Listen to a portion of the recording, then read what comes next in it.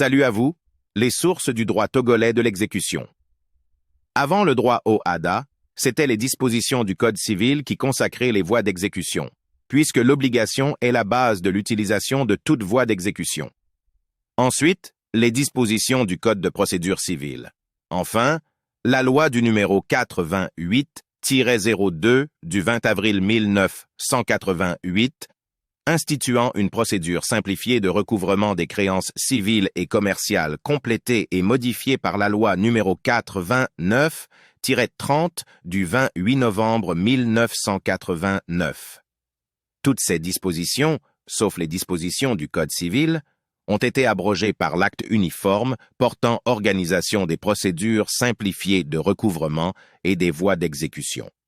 Après la création de l'OHADA, c'est l'acte uniforme portant organisation des procédures simplifiées de recouvrement et des voies d'exécution, qui est en vigueur dans les États membres de l'OHADA. L'OHADA est une organisation supranationale, mais en pratique, il y a une forme de résistance des juges nationaux face à la primauté du droit OHADA sur les dispositions du droit interne en matière de voies d'exécution. Le droit d'exécution a plusieurs intérêts.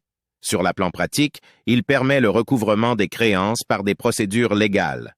Économiquement, la vie des affaires repose sur le crédit et celui-ci n'est possible que si le créancier a la certitude d'être payé. Sur le plan social, le droit de l'exécution accorde une protection juridique minimale aux débiteurs.